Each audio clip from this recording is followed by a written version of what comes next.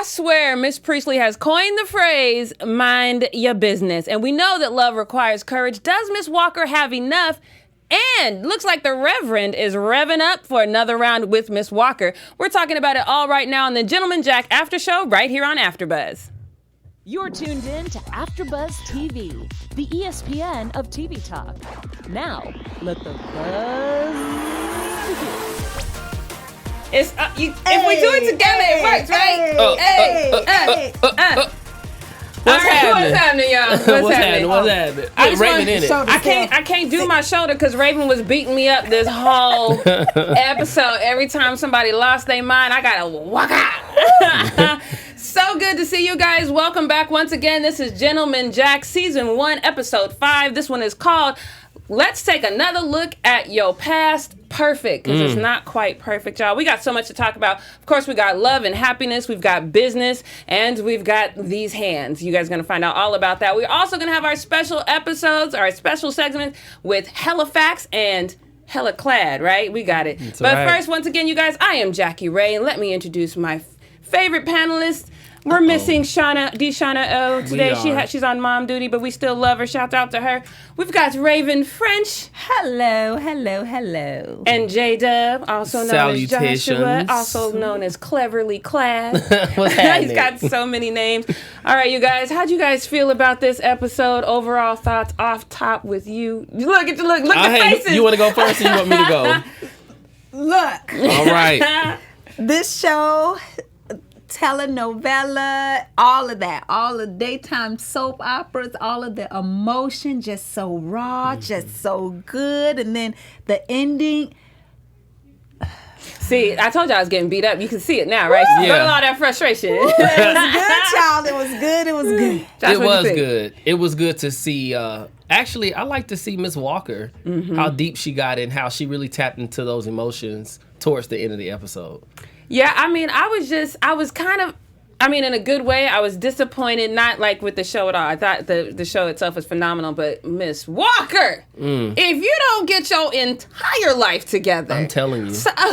It's all in her mind. All of it. The whole thing is in her mind. So we start off, of course, with, they're together. And the thing that I thought was interesting about this is off top, we're just going to start with Mr. Ainsworth. Mr. Ainsworth is wreaking havoc, and he hasn't even set foot into the room. He's a piece of work. He is a piece of work. Now, what did you think about her saying when Ann Lister just doesn't want to hear anything about Mr. Ainsworth? What did you think about that? I thought that it was her way of claiming what was hers. She's been there this whole time, these past few months. It's unnamed amount of months she's been there. And she's really built a relationship with Miss Walker. So now that Ainsworth is trying to come in and horn in, she's like, hold up, he doesn't matter. Yeah. She has that I don't even know if it's balanced, because when I'm watching like if this was one of my girlfriends, what would I tell them? She finesses something that is sexy, but then something that is like, is this control? Should I like it? Yeah. But I I don't feel like I know. shouldn't. Right. She teeters on both of those. Yeah. With her, I feel like I go back and forth. Teeter's a good word. I feel like, Ann Lister's so in love, and then, she just knows that not a lot of women gonna be down for this, so she's just gonna, sink her claws into Miss Walker as much as she can. But Miss Walker did, what was it, 2 episodes ago? She did say that she's been repulsed by men. Right. So maybe she's not sinking her claws, but this all over the place. I feel like Ann deserves a medal because And Lister. Oh yeah, because of her tolerance and patience. Yeah, Miss Walker just. I can't get into what I want to say yet. But baby steps. Excuse me. But Miss Walker seems to be influenced by everyone around her, not realizing that she's of the upper echelon. She's of the upper class. I understand that you have this facade that you're supposed to put on. But you know what? She has that as in the movie The Gamble, John Goodman's character said she has that F-U money. Right. Come on. Right. Don't we see that in real life though? And that, I think that's why this is so good, because it's not the same type of romanticizing that we make up when we write shows. Right. Versus this part of These her are real writing, feelings. this is Right. real. Yeah. And I feel like in real life, I probably see more very strong people with not so strong people than When you look at people and you're like, why don't they match in their strength? There has to be a balance. You know, think about you can't somebody. Be strong and strong. No, you can. There are couples like that. But there are couples where Ann Lister seems to have attracted the type of person who needs to be lifted up. Miss Hobart was weak. Now Miss Walker showed strength, but then she also showed weak, and she showed that she was impressionable when she met her. She, why have I been in love with you since I was 14 or 18? And you know, I just didn't know what to do. So it seems like Lister attracts those types of people. See, I wonder if she attracts them or if she just intentionally finds them. You know, especially in her situation in this time. You know, how else you going to convince? Because this whole entire series so far, what people think matters, because what they think might get you hung. That's true. You know what I mean? So it's like, how else are you going to convince somebody to go against the grain unless they absolutely need you? You know what I mean? So I don't know. I thought that kind of played into it interestingly. I love how they're playing this. And then Miss Priestley, though, we gonna need several moments, several seats for you. A whole bunch of them. A stadium full of them. Pick one. Okay. Because she's sitting there and her intentions, she's one of those people, because we all know people like this where their intentions seem like she means well, but it's all shade. Yes. It's all shade. Does it seem like she means well? I think in proper society it would. Okay. Because she's sending out warnings. And so it's like, my mom had a saying. She would say, you know, she has a mouth large enough for 2 sets of teeth. Oh, Lord. That is a Southern saying there. But it's the truth, though. Like, Miss Priestley and then she just welcomes herself into people's business. No one says anything to her. She just decides, well, Jackie, you know, I see you drinking out your AfterBuzz cup. You know, well, you know she drinks after AfterBuzz cup. So?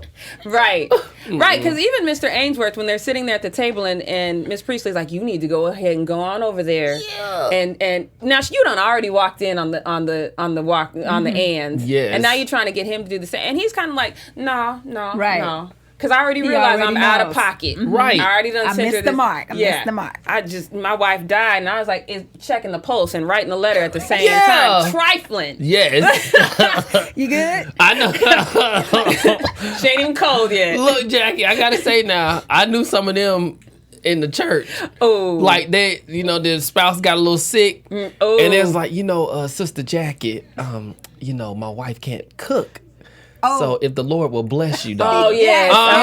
Okay. And you look at you like, you lying wonder. Look, if the preacher kids say it, you know it's true. I'm just saying. Because that was, you know, it literally took me, I just took him as a shady individual with money. It literally took me to the end. And I mean, they saying clergy and meeting with the church the whole time. But I think in my head, because of the image and how image means everything, I think I just blocked that whole thing out. Yeah. Like, he's not a minister. I was gonna say, you forgot all about it. I forgot. And then at the end, he was like, I don't think I'll take the job with the church. And I'm like, oh, you bastard. Yeah, but Lister said, she said if he's witty enough, she made a comment like, if he's witty enough or lacks wit, he'll take that job. But he knew better.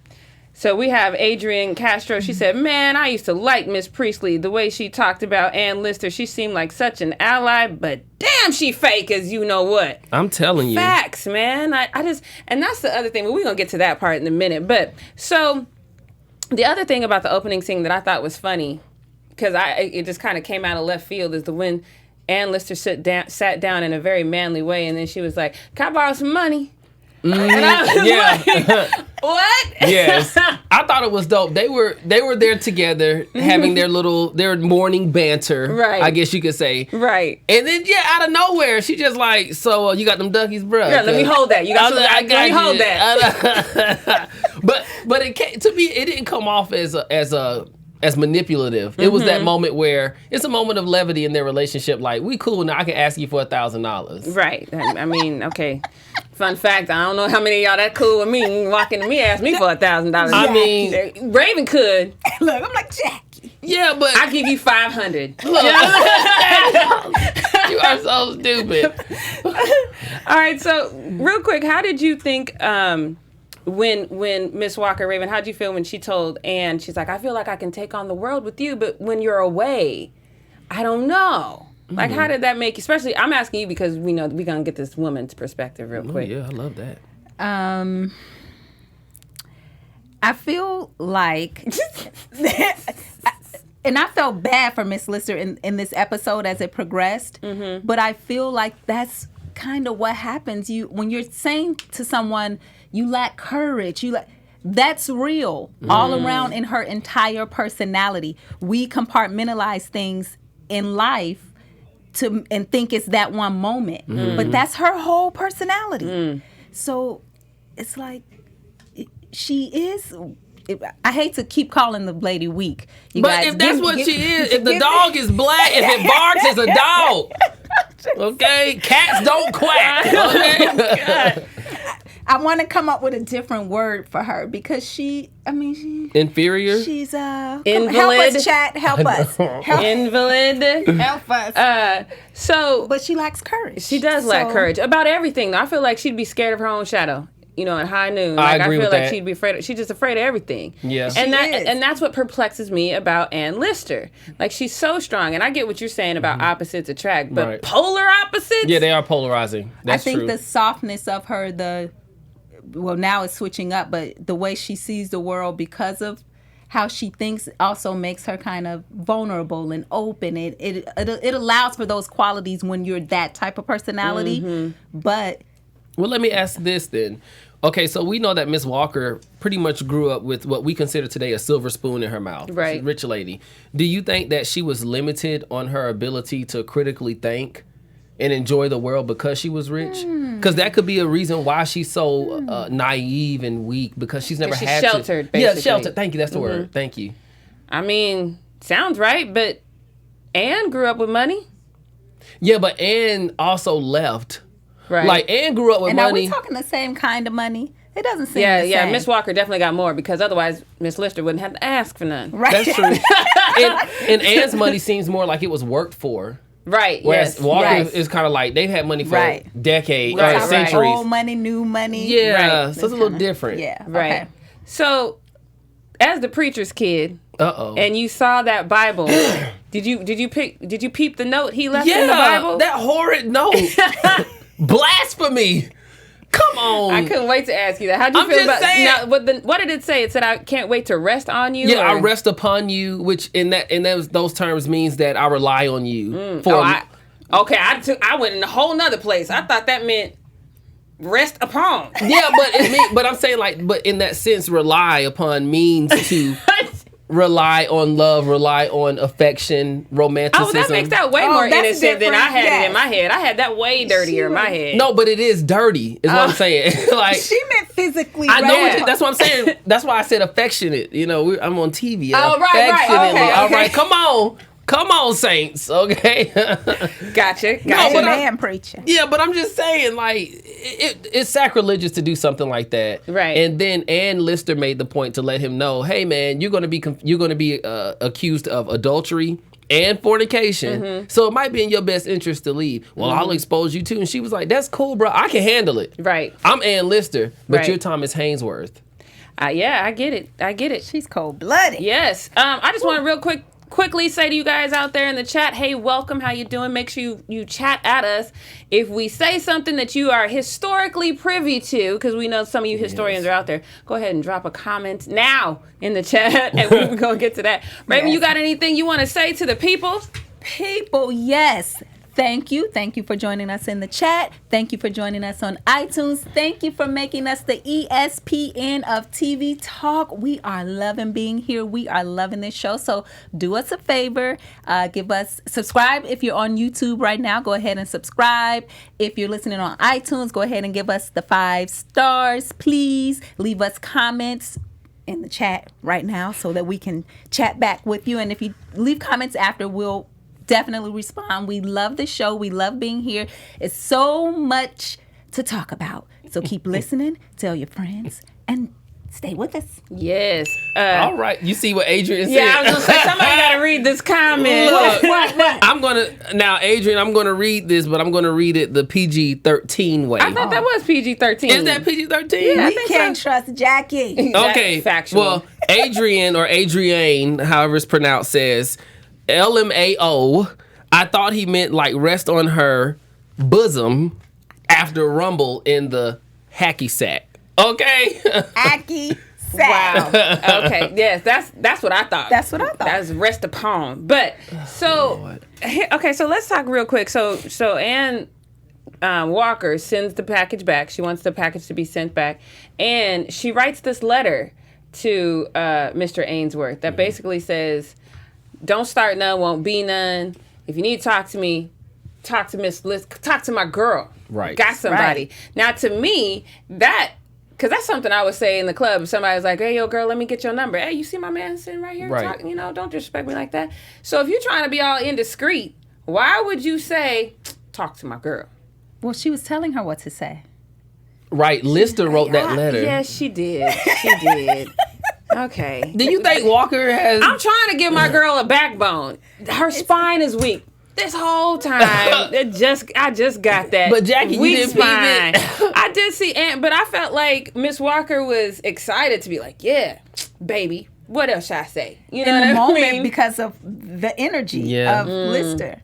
But So the she's pushback... easily manipulated. I won't say easily manipulated because okay, so this is, to me, manipulation means that she believes what the person is doing. She does not believe in Thomas Ainsworth. She's just willing to do it to keep the attention off of her in a negative way. So it would be a very hostile marriage. Like they'd be married, but she'd be like, "Look, I'm sleeping with Ann tonight, so Well, you on the couch." I just don't know if she would get that kind of backbone. But so Miss Lister comes in. She meets Mr. Ainsworth. How did you think about that? Oh, okay. I want Raven to go first. How did you feel about their exchange? Again, because you just actually gave the perfect example. Like, you don't see my man right here? Right. That's the perfect. I mean, she just. I don't know if I should like this, but I like it. She's territorial in the way, "This is mine. I see you, bruh. I see you." Right. I ain't gonna tell you that. I don't even have to say too much, but know that I'm here and that I see you. And the acting of it on his part, flawless. Spot on. His confusion of like, I don't know if I should be afraid, offended. I don't know what's happening right now. Right. Okay, so then we transition from how the interaction in the dining area or whatever to the interaction. Things is always different on the street. Yeah. Okay, well, first let me ask y'all this. Do y'all think Lister knew that Ainsworth was there? Oh, absolutely. yes. So she purposely calculated. went over Yes. to address him. Yes. Okay, I just want to make Just because of the way, like when she's talking about getting Henry into the school, right? She made this one comment where she's like, "There's a man with lots of money who won't own up to what he's done." I felt that was a specific jab towards him for you asserting yourself onto Miss Walker. Yeah. So she's very calculated in what she says. She's very calculated in the fact that she's there. Yeah, she's cleverly, not quite clad, but she's clever. Oh no, she's covering the plan. She owned it. So how'd you feel about their street meetup? Oh, I thought it was the real deal. Stuff when it gets real, it starts in the club. Starts in the gym. For me, my last fight was in college in the gym. Okay. And it started, little buddy was, yapping. And he had enough, I told him where I lived, he had enough nerve to show up. And I choked him out right there in the foyer. Right there in my house. So I said, it spewed from the house to the street. And every time it gets to the street, that's when it gets real. Right. Now, I thought it was interesting that she just kind of walked up to him and said, "Hey, I know what you did last summer," kind of thing, you know. So did you, she just refuses to stick into any kind of gender role at all. She's desperate in that moment because of what she's been through with the other, what was the lady? Hobart, yeah. So that is the fear of that situation again. Like, we are having a good time. We are, get out of here, sir. So it's over with. Yeah. Yeah, well, it's like the ex-boyfriend that comes back once things become good with you and the new guy. Always. And then the ex-boyfriend, Always. all of a sudden you get that 2 a.m. text. What's up? And all of a Hey, big sudden, head. Yeah. Oh, God. Or whatever your nickname is. And then you're looking at it, you're like, man, I don't want to text him, but whoa, I should. Oh, no, that means you ain't getting it right where you are now. But anyway, no. Let's be clear. Let's be clear, yes. But it made me lose my whole train of thought. My bad, I always got the text back. You know what I mean? No. So Jackie. he kind of tells her, so, okay, this was a trigger moment for me. And I think the reason why it's a trigger moment is because if you're on Instagram or Facebook, all up and down your social media timeline, you are seeing men that are making excuses why women who are raped should keep the children, right? And they're saying that women who are raped, they could have stopped it if they wanted to. So those moments on social media trigger me. And then he says, Mr. Ainsworth says, she wanted it more than I did. Please. So we've been dealing with this Me Too since the 1800s. Oh, for sure. But he's a predator.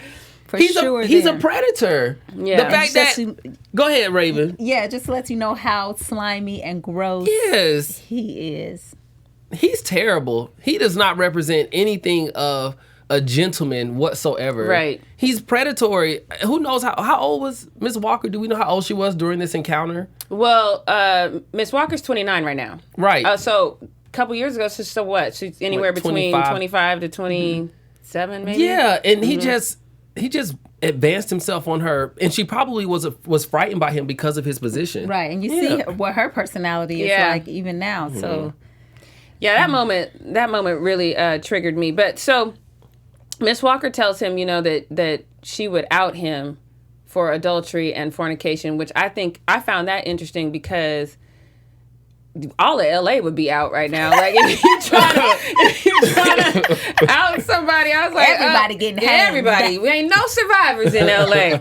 So I was like, that was kind of interesting. But Jackie, you are crazy. I'm just saying. But I also found it interesting if we can just take a second to talk about Miss Parkhill. Miss Parkhill. Mm-hmm. And when she's trying to push Mr. Ainsworth onto Miss Walker. Because she says, because Miss Walker's like, I don't love him, though. And she's like, yeah, so what? And I'm like, what a tragic time. Like, I can't imagine living in a time as a woman. Well, I couldn't imagine living in that time because, we black and all. That would have been really, really bad for us. But aside from that, oh, Lord. Just to know that I have to get married. Well, you would be Miss Lister. I mean, not necessarily. Probably. Because that was normal. That Walker just happened to feel love now. But without that feeling, that would have been very normal. You marry for money. You don't marry for love. Then you marry for status. You marry for will I be taken care of? And that went on for years. And, after the 1900s. You would be more of a Miss Lister who understands passion and understands real love. And it's not, I wouldn't sell it. I wouldn't sell myself for some money. Yeah, not to rob yourself of real love. Right. Mm-hmm. So Miss Priestley once again gets in Miss Parkhill's ear, who once again gets in Miss Walker's ear. Miss Priestley's everywhere. She is like ETV, she's like or TMZ or something. She just got all the gossip. But the other part of this that kind of bothered me about it was because Miss Parkhill is like in awe of Miss Lister. Mm-hmm. She's like, oh, Miss Walker, you don't even need me here. You're so lucky to have Miss Lister around. And then here comes Miss Priestley, and now she cannot stand Miss Lister. Mm-mm. How did you feel about that? I thought that it was inappropriate. The first thing you never do is, this is how I was raised, you never force your opinion of someone on another person. You allow them to have the opportunity to think for themselves. Because the relationship that Miss Lister and Miss Walker had nothing to do with Miss Parkhill, nor did Miss Parkhill see anything that would have been considered questionable between the two of them. Right. So Miss Priestley comes in because Parkhill's impressionable, and now she's just the antithesis of who she was now. She's, you can leave. Three's company. Three's a crowd. Mm-hmm. Just over nothing. Mm-hmm. Over nothing. Yeah, Miss Walker don't... See, she needs some other friends. I would have acted straight through that. I don't know what she said. What? Yeah. But she did. There was that moment where Miss Parkhill was very naive. Like, she's like, 2 men got hung for what? What happened? She was very naive for a second. And Miss Priestley would not let it go. But isn't that when you realize that you're dealing with someone who is innocent and you're trying to get a point across, wouldn't you be like, you know what? She's not ready. I think we would. Right. You know what I mean? But she's supposed to be wiser than us. Well, yeah. But, she's not. But I also felt that Miss Parkhill actually cared genuinely about Miss Walker, because when she was talking to her, she was like, I feel like you're dooming yourself in this life and the next. You know what I mean? So, and she was in genuine distress. Yeah, she was. So, do we know how old Miss Parkhill is? She looked young. Yeah, like it 19, seemed 20? as though, and I don't know if this is an intentional thing, but everybody who got them side curls that go down this way ain't quite right in the head. The ones that got the other ones that loop up, a little bit better off. A little more adult. Yeah, I don't know if that's on purpose. I would be... I'll find out for you. Yeah, I would like I'll get that for you. I would like to find that out. But, Miss Lister is smart. She says, look, if you react to the rumors, then you're going to validify the rumors. Yeah. And I think I just question, like, as much as Miss Walker looks up to Miss Lister, how come that didn't register? Because Miss Walker is still scary, and to a point, she's still selfish. Miss Walker is? Yeah. How so? Because, okay, so can we skip to the argument? Girl, I mean, yes. Boy, okay, all right. No, you good. I get it. I'm the only dude up here. I get it. Y'all straight. I had a moment. And that's one of those moments on the show. No, you good. It's not a big deal. But, okay, so I want to talk about the argument between Walker and Lister. So when they got into the argument, it shows that Miss Walker still has selfishness in her heart, because the minute everything started to come towards her in a negative way, she starts casting the blame on Miss Lister. So that tells me that you really still love yourself more. And you can't successfully be in a relationship if you don't love the other person more. That's just how I think. So she starts saying, well, I'll give you money anyway. And so I'm like, well, Miss Lister's like, bro, you don't know me. Right, at all. Like, you can't know me if you think that all I want is your money, especially if you're married to someone else. So that shows me that Walker still has selfishness in her heart. And even if she felt, I can see, maybe not me personally, but her in her situation, and you've got this money and you're trying to keep up these heirs or whatever, I can see saying, look, I just don't think I'm cut out for this. But I can't see saying, oh, you and the way you live is repulsive. It's repugnant or something like that. Yes. I was like, did she say repugnant? Yeah. Against God, girl, you didn't already did everything. Entertain of the repugnant. Right. So what are we talking about? Of the repugnant. Yeah, I thought that was a little off. But let's take a detour to where the only thing that's found forensically is your belt buckle. Let's take that moment really Holla quick. at Thomas real quick. Because now, and I was wondering what they were going to find. Now, I would like to, if you guys in the chat know, because I definitely want to know, because they keep saying pigs will eat everything but metal. Now, he was fully clothed. Yeah. Now, he was chopped up, though, so it was bite-sized. But did they eat the clothes, too, though? I don't know. Jackie. It's an argument for people who don't eat pork, we see. I eat pork, and I really hope I haven't eaten pork. You probably done ate some of Sam. I probably have. you done ate a finger or two because somebody chopped. I'm just saying. I mean, I don't know much about pigs that way. I know that they're sloppy and they are very nasty animals. But you eat them. Yeah, I love them. They taste delicious. Sidebar, yeah, anyway. they're delicious. So Mama finds the belt buckle. Yeah. And what did you think when she found the belt? What did you think she was gonna do? What she did. I didn't think she was gonna do anything less than what she did. You didn't think she was gonna tell it all? No, I'm saying I thought she was gonna confront her son about it. Oh, okay. I didn't think she was gonna say anything, because if Thomas leaves, she doesn't have anybody in the home who can put food on the table. So by default, she's kind of forced to silence. Yeah, and it's that kind of culture. You protect your own, unless you Miss Priestley. Then who just wants to tell on everybody. Oh, okay. Well, we have a response in the chat. Rainbow Wrench, glad to see you tonight, says, it's true. They can literally eat anything. I grew up on a farm. They can eat metal, but their stomach won't break it down, so it comes back up. They can eat metal. You stop eating pork, y'all. Please stop eating pork. Okay, so now let's real quick give the sister her moment in the sunlight, and she has Mr. Abbott come over.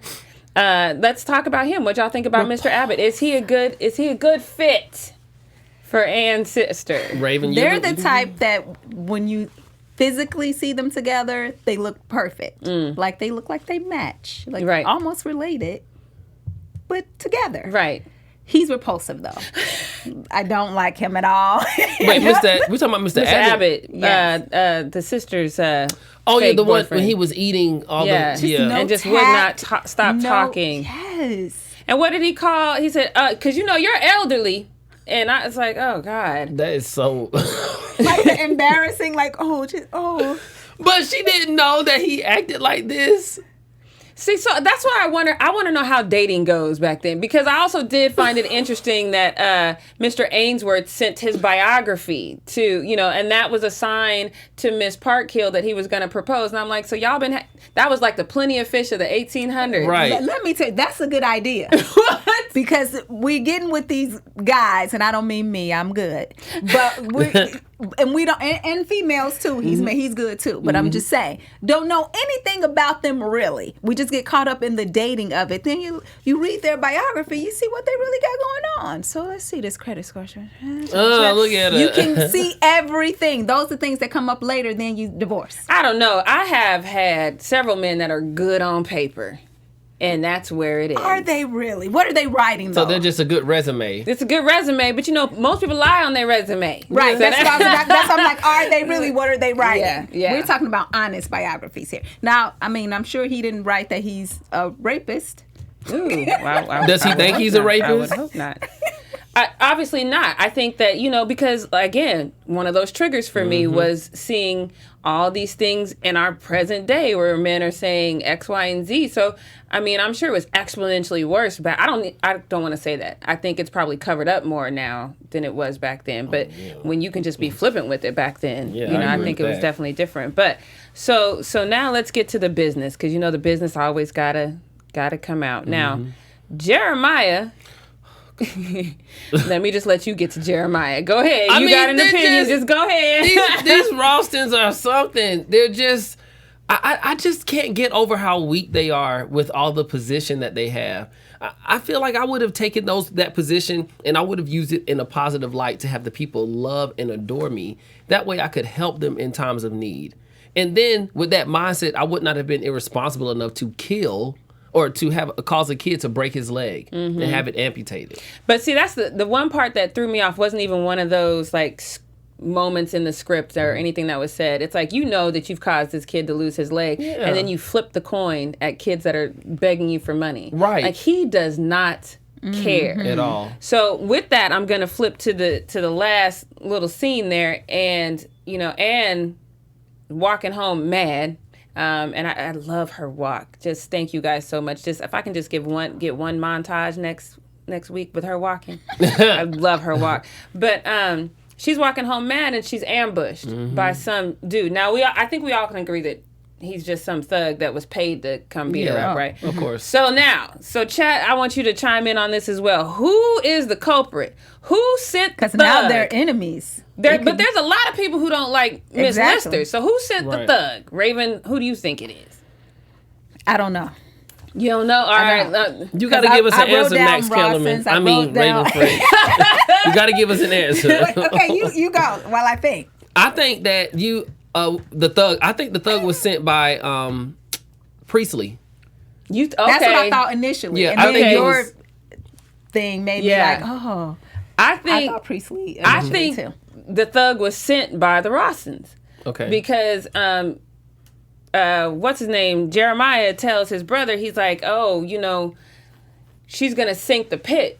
And then Chris is like, she can't sink the pit. That's a lot of money. She goes, she been staying every night and day with Miss Walker. She got money. She got hands to her purse, you know? That's true. So I think it's him because he's trying to make sure that she can't get that money to sink her pit. And they are hood. I mean, we've very already hood. seen Yeah, they're just very hood. Yeah, they just have an education, like whatever. And he did say she wants to. I forgot his verbiage, but roll with the big dogs or something. Something dog analogy there. Now we do have a comment about the money.